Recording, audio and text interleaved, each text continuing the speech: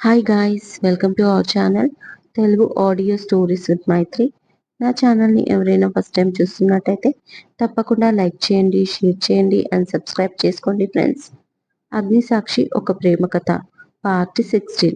ఇక లేట్ చేయకుండా స్టోరీలోకి వెళ్ళిపోదామా ఫ్రెండ్స్. హాయ్ గీత, ఏం చేస్తున్నావు అంటూ వచ్చాడు చైతన్య గీత రూమ్కి. టీవీ చూస్తున్న బావా, డిన్నర్ అయ్యిందా అని అడిగింది. డిన్నర్ చేద్దామని తీసుకెళ్దామని వచ్చాను అన్నాడు చైతన్య. అంటే ఇప్పుడు కిందికి తీసుకెళ్తావా? How crazy! తొందరగా ఎత్తుకో బావా అంటూ రెండు చేతులు చాచింది చిన్నపిల్లల సంబరపడిపోతూ గీత. క్రేజీనా? ఎత్తుకోమని అంత ఎక్సైట్మెంట్ ఏంటే నీకు? 2 సార్లు ఎత్తుకున్న పాపానికి సగం చిక్కిపోయాను చూడు అంటూ తన బాడీ చూపించాడు చైతు. నాకదంతా తెలీదు, ప్లీజ్ ఎత్తుకో ప్లీజ్ బావా అంటూ ఉండగా గంగా వచ్చింది వీల్ చైర్ తీసుకొని. రండమ్మా, మిమ్మల్ని కిందికి తీసుకెళ్తాను, డిన్నర్కి అందరూ వెయిటింగ్ చేస్తున్నారు అంది గంగ. వీల్ చైరా? ఎవరు తెచ్చారు అడిగింది ఆశ్చర్యంగా గీత. నేనే తీసుకొచ్చాను, నీకు ఇబ్బంది అవుతుంది కదా గీత అన్నాడు చైతన్య. ఆ కేరింగ్ కి పొంగిపోయింది గీత. థ్యాంక్ యూ బావా, అంత బిజీగా ఉండి కూడా నా గురించి ఆలోచించినందుకు అంది. ఓయ్, థ్యాంక్స్ ఎందుకు? ఇది పెద్ద విషయమా? ఇప్పుడు బయటికి వెళ్ళడానికి రావడానికి కూడా ప్రాబ్లం అవ్వదు అంటూ తనని చైర్లో కూర్చోబెట్టి జాగ్రత్తగా కిందికి తీసుకెళ్లాడు లిఫ్టులో. అందరూ కలిసి కబుర్లు చెప్పుకుంటూ డిన్నర్ కానించేశారు. ఆ తర్వాత లాన్ లో గీత పక్కన మాధవి చైర్లో కూర్చుంటే పెద్ద ఊయల్లో సరోజిని కూర్చుంది.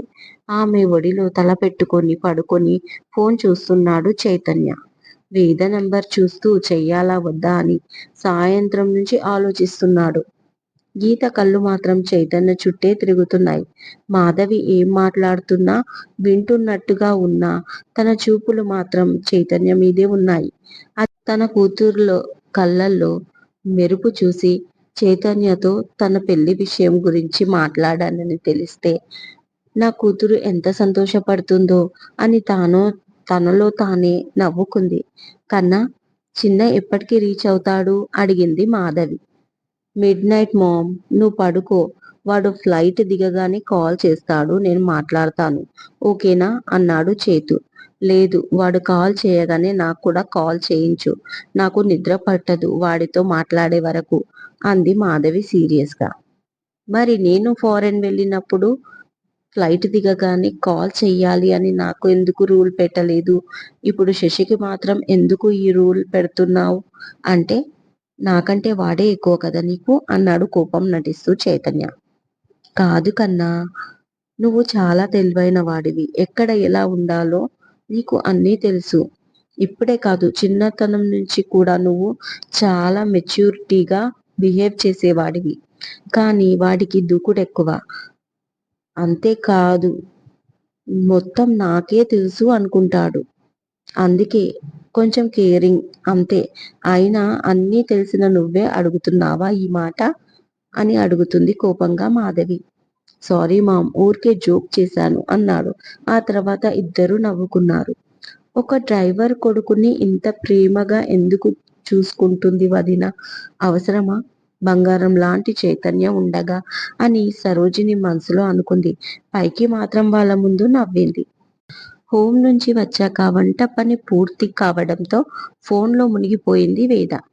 వేద, డిన్నర్ టైం అయింది, నేను వడ్డిస్తున్నారా? రూమ్లో ఉన్న నివేదని పిలిచింది సుధారాణి. నాకు ఆకలిగా లేదక్కా, పాలు తాగుతా అంది వేద. ఏంటే, రోజు తినే టైమే కదా, అయినా పాలు తాగితే సరిపోతుందా? కామ్గా వచ్చి భోజనం చెయ్యి అంది సుధారాణి. అది వద్దంటుంది కదా సుధా, వదిలేయి అన్నాడు బద్రీనాథ్. వేద వచ్చి బద్రీనాథ్ పక్కన కూర్చుంది. నాన్న, ఊరికే వెనకేసుకొని రాకండి, దీనికి గారాబంతో చెడిపోతుంది. అయినా దీనికి ఫోన్ చూసి కడుపు నిండిపోయింది అంటుంది సుధారాణి. చూడు మామయ్య, ఎలా అంటుందో నీ కూతురు అంది వేద. ఏంటి, నా మీద మా నాన్నకే కంప్లైంట్ ఇస్తావా? ఇక్కడ సరిగ్గా తినకున్నా హోంలో నిర్మలమ్మ తినిపించేది టైంకి, ఆఫీస్లో ఎవరు తినిపిస్తారు ఇప్పుడు? పొద్దున్నుంచి సాయంత్రం దాకా ఆఫీస్లో ఉండాల్సింది వస్తుంది. ఎనర్జీ కావాలి కదా నాన్న అంటుంది సుధ. అక్క అనేది కూడా నిజమే. కొంచెం తిను మాతో పాటు అంటూ బలవంతంగా తీసుకెళ్లాడు బద్రీనాథ్. కబుర్లు చెప్పుకుంటూ తిన్నారు. మామయ్య నీకు తెలుసా? నా ఫోన్ లేటెస్ట్ మోడల్. మొన్నే ఈ మోడల్ మా మార్కెట్లో లాంచ్ అయ్యింది అంటూ ఎంతో ఆశ్చర్యంగా చెప్తుంది వేద. చిన్న పిల్లలా మురిసిపోతున్న వేదని బద్రీనాథ్ సుధారాణి సంతోషంతో చూశారు. ఇలాగైనా తన కోరిక తీరింది అని. ఎర్లీ మార్నింగ్ లేచి పూజ చేసుకొని మామయ్య దగ్గర ఆశీర్వాదం తీసుకొని ఫస్ట్ డే ఆఫీస్కి వెళ్తున్నా అని బాయ్ చెప్పి కారులో బయలుదేరింది వేద. ఆఫీస్లో అడుగు పెడుతున్న వేదాన్ని అందరూ స్పెషల్గా చూశారు. దాదాపు అందరికీ తెలిసిపోయింది చైతన్య పిఏ తను అని. చైతన్య అంటే ఇంట్రెస్ట్ ఉన్న అమ్మాయిలు అసూయతో చూస్తే, బ్యాచిలర్ అబ్బాయిలు మాత్రం ఈ అమ్మాయి చాలా అందంగా ఉంది, ట్రై చేసుకోవచ్చు అన్నట్టుగా చూశారు. వాళ్ళు తనని విచిత్రంగా చూడడంతో భాస్కర్ దగ్గర గారికి ఫాస్ట్ గా వెళ్ళి గుడ్ మార్నింగ్ సార్ అంది వేద. ఓ గుడ్ మార్నింగ్, వచ్చేసావా వేద, కమాన్ నీ క్యాబిన్ చూపిస్తా అంటూ ఫాస్ట్ గా తీసుకెళ్లాడు భాస్కర్. క్యాబిన్ చూసి షాక్ అయిపోయింది వేద. అంత బాగుంది ఆ క్యాబిన్. నిన్నటి వరకు అక్కడ ఖాళీ ప్లేస్ ఉండేది, కానీ ఇవాళ ఒక అందమైన room with attach bathroom. Chaitanya cabin కి ఏమాత్రం తీసిపోదు. ఆయనంటే కంపెనీ సీఈఓ, మరి తను జస్ట్ పిఏ, అవసరమా అనుకుంటూ ఆశ్చర్యంగా గదంతా పరిశీలించి చూసింది వేద. కాసేపట్లో సార్ వస్తాడు. ఆయన రాగానే ఇవాళ తన షెడ్యూల్ మొత్తం ప్రిపేర్ చేసి ఉంచాను నేను.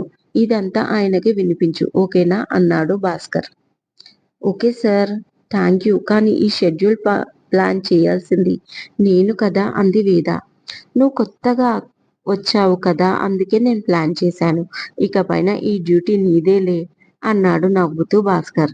థ్యాంక్ యూ సార్ అంది మరొకసారి వేద. ఓకే మా, క్యారీ ఆన్ అంటూ వెళ్ళిపోయాడు భాస్కర్. కాసేపటికి చైతన్య తన ప్రైవేట్ లిఫ్ట్ లో వచ్చాడు. వేద చూడగానే అలాగే చూస్తూ ఉండిపోయింది కాసేపు. గ్రే కలర్ సూట్ లో చాలా అందంగా ఉన్నాడు చైతన్య. భాస్కర్ తో మాట్లాడుతూ వస్తున్నాడు. తనని చూశాడు. ఆ కళ్ళల్లో మెరుపు. ఎందుకో అతని కళ్ళు కొంటెగా నవ్వుతున్నట్టు అనిపించింది. ఆ క్షణం హార్ట్ బీట్ పెరిగిపోయింది నివేదకి.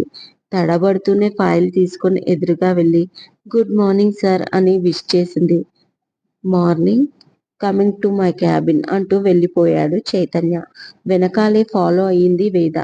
తన చైర్లో కూర్చొని టుడేస్ షెడ్యూల్ ప్లీజ్ అన్నాడు సీరియస్ గా తన వైపు చూస్తూ. బ్లూ కలర్ డ్రెస్ లో దేవకన్యలా ఉంది నా వేద అనుకున్నాడు మనసులో చైతన్య. ఎన్నిటికీ మీటింగ్, ఎవరెవరిని ఇవాళ మీట్ అవ్వడానికి వస్తున్నారు అనేది గబగబా చెప్పేసింది వేద. Okay, good job, I want coffee అన్నాడు చైతన్య. ఓకే సార్, 2 minutes అంటూ బయటికి వెళ్ళి కాఫీ మిషన్ ఎలా పనిచేస్తుందో తనకి తెలియకపోవడంతో పక్కనే ఉన్న ఎలక్ట్రానిక్ స్టవ్ పైన పాలు వేడి చేసి కాఫీ కలుపుకొని తీసుకొచ్చింది. కాఫీ సిప్ చేసి చైతన్య వేద ఏది చేసినా ఇంత టేస్ట్ గా ఎలా చేస్తుంది అనుకున్నాడు. పైకి మాత్రం నైస్ కాఫీ అన్నాడు సీరియస్ గా. థ్యాంక్ యూ సార్ అంది కామ్గా వేద. ఫస్ట్ డే వర్క్ ఎలా ఉంది అని అడిగాడు కాఫీ కప్పు పక్కన పెడుతూ చైతన్య నార్మల్ గా. మీరు ఇప్పుడు ఫ్రెండ్ గా అడుగుతున్నారా, బాస్ గా అడుగుతున్నారా అని అడిగింది నివేద. ఫస్ట్ బాస్, చెప్పు ఎలా ఉంది వర్క్ అని అడిగాడు. గుడ్ సార్, చాలా బాగుంది అంది. బాస్ ముందు ఎలా బిహేవ్ చేయాలో అలా. ఓకే, ఇప్పుడు ఫ్రెండ్ లా ఎలా ఉంది ఆఫీస్ లో వర్క్ నీకు వేద అని అడిగాడు. బాలేదు చైతన్య, మా బాస్ కి నవ్వడమే రాదేమో. అతన్ని ఫేస్ చూస్తుంటే నాకు భయంతో జ్వరం వచ్చేలా ఉంది. అంత సీరియస్ గా ఉన్నాడు అంది. నిజంగా తను ఒక ఫ్రెండ్ తో మాట్లాడుతూ తన బాధ చెప్పుకున్నట్లుగా. తన యాక్టింగ్ చూసి నవ్వు ఆపుకోలేకపోయాడు చైతన్య. ఇక గట్టిగా నవ్వేశాడు. సో నాకు నవ్వడం రాదన్నమాట. సరే అన్నాడు చైతన్య. మీరే కదా ఫ్రెండ్ గా ఉండమన్నారు, అందుకే అలా చెప్పాను, సారీ అంది చేతులతో రెండు చెవులు పట్టుకొని వేద. Okay okay, I'm just kidding. నువ్వు క్యాబిన్కి వెళ్ళు, అవసరమైతే పిలుస్తాను. నీకు ఏదైనా కన్ఫ్యూజ్ అయితే నన్ను అడుగు, ఓకేనా అన్నాడు చైతన్య. ఓకే అంటూ వెళ్ళిపోయింది. కీర్తి, పూజ అని ఇద్దరు అమ్మాయిలు బ్రేక్ లో వచ్చి ఇంట్రడ్యూస్ చేసుకున్నారు. వేద వాళ్ళకి బాగా నచ్చింది. సో ఫ్రెండ్స్ అయిపోయారు. వాళ్ళని అడిగి కాఫీ మిషన్ లో కాఫీ ఎలా తయారు చేస్తారో చూసుకుంది వేద. లంచ్ అవర్ లో మళ్ళీ కలుస్తామని చెప్పిపోయారు ఇద్దరు. చైతన్య కాల్ చేసి లంచ్ చేయడానికి రమ్మన్నాడు. దాంతో వేద, నాకు ఇక్కడ ఇద్దరు ఫ్రెండ్స్ అయ్యారు, నేను వాళ్ళతోనే లంచ్ చేస్తాను ప్లీజ్ చైతన్య అంది వేద. దానికి నవ్వుతూ, ఇందులో రిక్వెస్ట్ చేయడానికి ఏముంది, సరే వెళ్ళు నీ ఇష్టం అంటాడు చైతన్య. తనకి కూడా వేద నలుగురిలో కలిస్తే మంచిది అనిపించింది.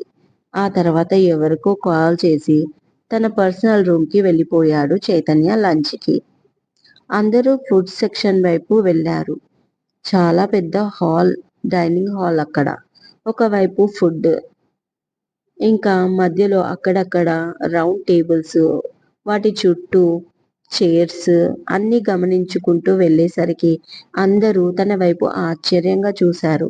ఎందుకంటే సిఇఓ గారి పిఏ అంటే తనకి సపరేట్గా ఫుడ్ సర్వీస్ ఫెసిలిటీ ఉంటుంది.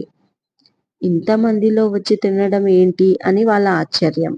కానీ తను వాళ్ళని పట్టించుకోకుండా వెళ్ళి హ్యాండ్ వాష్ చేసుకొని ఫుడ్ సెక్షన్ వైపు వెళ్ళింది.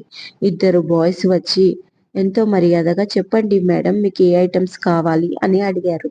పర్లేదు నేను ఫుడ్ తీసుకుంటాను అంది వేద. మేడం మాకు పైనుంచి ఆర్డర్, మా డ్యూటీ మమ్మల్ని చేయనివ్వండి, మీరు మీ టేబుల్ దగ్గరికి వెళ్ళి కూర్చోండి, మేం తీసుకొస్తాం అన్నారు ఎంతో మర్యాదగా. అబ్బా ఈ విఐపి ట్రీట్మెంట్ ఏంట్రా బాబు, ఫ్రీగా ఉండనివ్వడా అసలు అని మనసులో అనుకుంటూ ఇక చేసేది లేక తన ఐటమ్స్ వాళ్ళకి చెప్పి డైనింగ్ ఏరియాకి వెళ్ళిపోయింది. అక్కడ ఇక్కడ కూర్చోవాలా అని ఆలోచిస్తుండగా పూజా, కీర్తి కనిపించి చెయ్యి ఊపారు. నవ్వుతూ వెళ్ళి వాళ్ళ పక్కన కూర్చుంది. ఏంటి మ్యామ్, మీకు సపరేట్ గా ఫుడ్ సర్వీస్ ఉంటుంది కదా, మళ్ళీ ఇక్కడ జాయిన్ అయ్యారు అని అడిగింది పూజ. నాకు ఒంటరిగా తినడం ఇష్టం ఉండదు, అందుకే ఇక్కడికి వచ్చాను, నన్ను మేం అని పిలవకండి, వేద అనండి అంది నవ్వుతూ వేద. బాయ్స్ వచ్చి వాటర్ అండ్ ఫుడ్ సర్వీస్ చేసి కొంచెం దూరంలో నించున్నారు వేద వైపు చూస్తూ. కీర్తి అండ్ పూజ మిగిలిన వాళ్ళు తింటున్నంతసేపు చైతన్య సార్ కోసమే మాట్లాడారు. అసలు ఆయన్ను వాళ్ళు ఎంత ఇష్టపడుతున్నారో వాళ్ళ మాటల్లో తెలిసిపోయింది వేదకి. ఒక్కసారి మా వైపు చూస్తే చాలు అనుకుంటాం అని ఒక అమ్మాయి అంటే, తన స్మైల్ చూస్తూ లైఫ్ లాంగ్ బతికియొచ్చని మరొక అమ్మాయి అంది. మీరు చాలా లక్కీ నివేద, నేను ఆపోజిట్ కోసమే ఇక్కడికి వచ్చాను, సడన్ గా వద్దన్నారు, దాంతో ఇదే కంపెనీలో వేరే డిపార్ట్మెంట్ కి అప్లై చేసుకున్నా అంటూ వాపోయింది ఇంకో అమ్మాయి. ఇలా రకరకాలుగా బాధలు చెప్పుకున్నారు. తినడం కంప్లీట్ అవ్వడంతో కొంతమంది అమ్మాయిలు వెళ్ళిపోయారు. కానీ వీళ్ళు ఇంకా మాట్లాడుకుంటూ అలాగే కూర్చున్నారు. అప్పుడే ముగ్గురు బాయ్స్ వచ్చి హాయ్ హాయ్ అంటారు.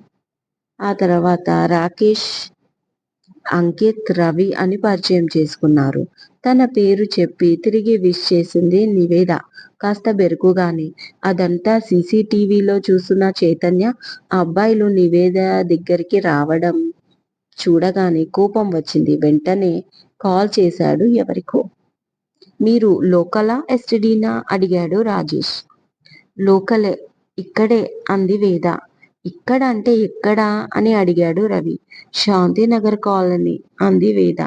శాంతినగర్ కాలనీ, అక్కడ మా ఫ్రెండ్ ఉంటాడు అన్నాడు అంకిత్. అవునా, శాంతినగర్ కాలనీలో ఎక్కడ మ్యామ్ అని అడిగాడు రాజేష్.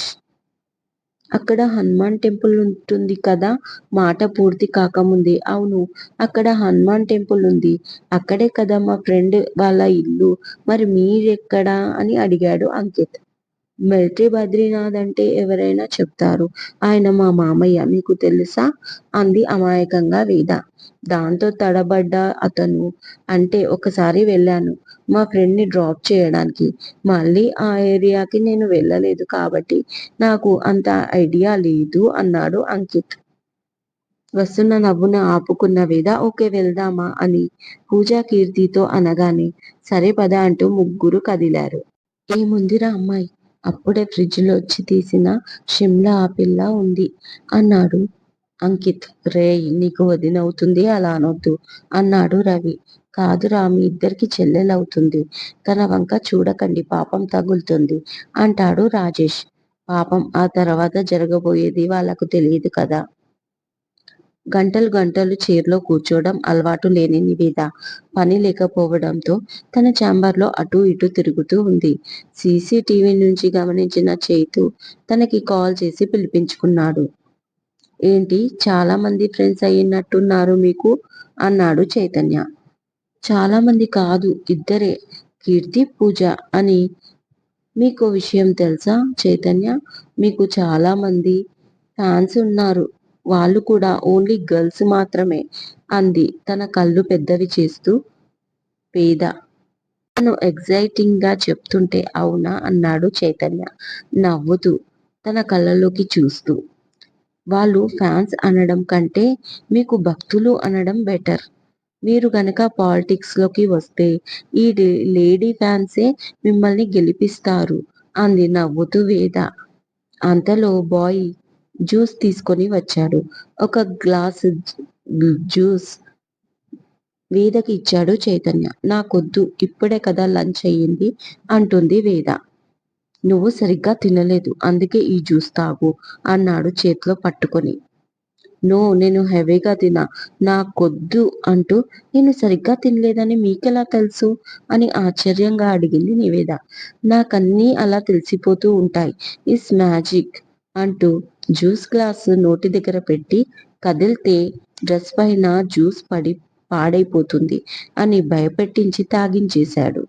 నిజానికి వేద సరిగ్గా తినలేదు. ఆ ఫుడ్ ఎందుకో రుచించలేదు తనకి. ఏదో తినింది, నిజానికి తనకి ఆకలే తీరలేదు. అయినా ఈ విషయం చైతన్యకి ఎలా తెలుసు అని బాగా ఆలోచిస్తూ ఉంది వేద. ఏంటి తెగ ఆలోచిస్తున్నావు అన్నాడు చైతన్య జ్యూస్ సిప్ చేస్తూ. ఏమీ లేదు, ఒకటి మిమ్మల్ని అడుగుతాను, తప్పుగా అనుకోరు కదా అంది వేద. ఏంటో చెప్పు అన్నాడు. నిజంగా నేను ఈ జాబ్ కి పర్ఫెక్టేనా అని అడిగింది వేద. కాదని ఎందుకు అనుకుంటున్నారు అని అడిగాడు చైతన్య. కాదు, నేను పర్ఫెక్ట్ కాదు, అన్ని హై రేంజ్ ఫెసిలిటీస్ ఇక్కడ నాకు. ట్రావెలింగ్ కి కారు, ఫుడ్ సెక్షన్స్, హెల్పర్స్, నాకు స్పెషల్ గా క్యాబిన్. కానీ ఇక్కడ నాకు వర్క్ ఏమీ లేదు. పైగా ఈ ఫోన్ చాలా కాస్ట్లీ, దాదాపు 1 lakh. నిజం చెప్పండి, ఎందుకు ఇవన్నీ నా మీద జాలి చూపిస్తున్నారా? నన్ను ఫ్రెండ్గా అనుకోమన్నారు. మరి మీరు కూడా నన్ను ఫ్రెండ్గా అనుకుంటే ఇప్పుడు మీరు నాకు నిజమే చెప్పాలి అంది వేద. ఇదండి ఇవాళటి ఎపిసోడ్. ఈ ఎపిసోడ్ మీకు నచ్చినట్టు అయితే నాకు కామెంట్లో చెప్పండి. అలాగే లైక్ చేయండి, షేర్ చేయండి అండ్ సబ్స్క్రైబ్ చేసుకోండి ఫ్రెండ్స్.